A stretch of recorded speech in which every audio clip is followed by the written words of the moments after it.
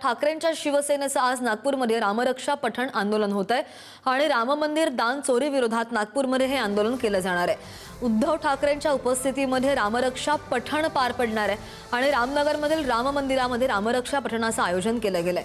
अयोध्येतील श्रीराम मंदिरामध्ये झालेल्या लुटीविरोधात हिंदू जागृतीसाठी ठाकरेंच्या शिवसेनेने मुंबईतून रामरक्षा आंदोलनाची ठिणगी पेटवली आहे आणि या राज्यव्यापी आंदोलनाचा पुढचा टप्पा आज उपराजधानी नागपूरमधून सुरू होतोय।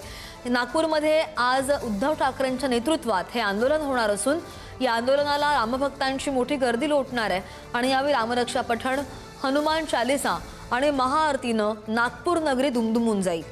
रामनगरमधील श्रीराम मंदिरात रामरक्षा महाआरती केली जाणार असून त्याची जय्यत तयारी केली गेली आहे। कालच संजय राऊतांनी या तयारीचा आढावा सुद्धा घेतला। यावेळी अंबादास दानवे सुद्धा उपस्थित होते। रामरक्षा महाआरतीला आदित्य ठाकरे सुद्धा उपस्थित असतील। या आंदोलनासाठी नागपूरच्या रामनगरसह बाजीप्रभू देशपांडे चौक भगवामय झालाय।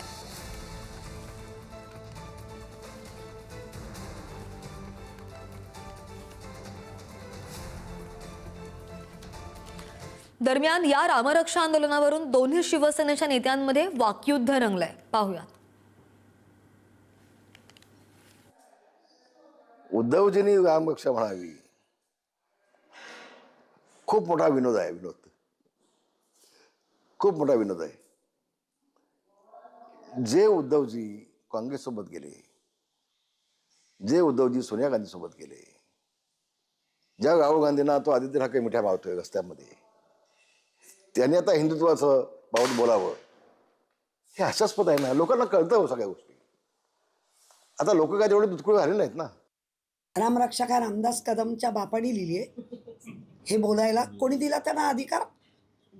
अरे आधी तुला बोलता येते का? बघ, तुम्हाला अभय आहे केंद्रापासूनचं, म्हणून काही करा राहो, लाज बाळगा। त्या रामरक्षामध्ये ढुंगणाचं सोडलं आणि त्या CC कॅमेऱ्यावर टाकलं। ढुंगणाचं जे धोतर आहे ना ते सोडलं आणि CC कॅमेऱ्यावर टाकून चोऱ्या झाल्या। हे पण तुमच्याच लोकांनी आणलंय, सत्तेत बसलेल्या लोकांनी आणलं। त्याची लाज बाळगा। उद्धवजींनी रामरक्षा म्हणण्याचं काय तुझ्या बापाने लिहिली रामरक्षा? उद्धवजींनी म्हणायची नाही। तू कोण? आणि रामरक्षा आंदोलनामध्ये शासकीय अडथळे आणण्याचं काम सुरू असल्याचा आरोप ठाकरे सेनेचे खासदार संजय राऊतांनी केलाय। तर 14 दिवस मी जेव्हा जेलमध्ये काढले तेव्हा ठाकरेंची रामभक्ती कुठे गेली होती असा सवाल भाजपच्या नेत्या नवनीत राणा यांनी केलाय।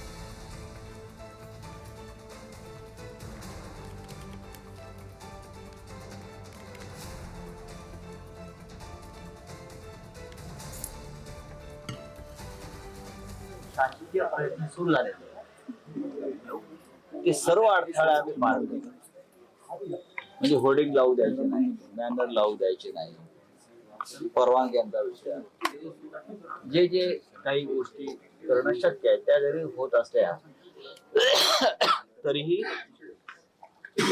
हा रामरक्षा आंदोलन हिंदुत्वाचा जो आहे तो आम्ही कडिशने पूर्ण करू। माझे देव आणि माझी भक्ती हे कोणालाही उत्तर देण्याकरिता नसते। कारण 14 दिवस जेव्हा जेलामध्ये मी राहिली ॲज ए महिला खासदार म्हणून, ते प्रत्येक क्षण मी त्या जेलामध्ये कसे काटले ते मला माहित आहे आणि माझे परिवारांना आणि माझे लेकांना, माझे परिवाराच्या सदस्यांना माहित है। मुझे इतना मालूम है कि भगवान के आगे हर कोई झुकता है, पर जनाब उद्धव ठाकरे जी को बहुत लेट हो गया।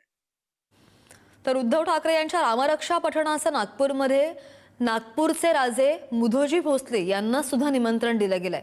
खासदार संजय राऊत यांच्यातर्फे ठाकरेंच्या शिवसेनेचे जिल्हाप्रमुख उत्तम कापसेंनी स्वतः महाल इथल्या राजवाड्यामध्ये जाऊन मुधोजी भोसलेंना निमंत्रण दिलं।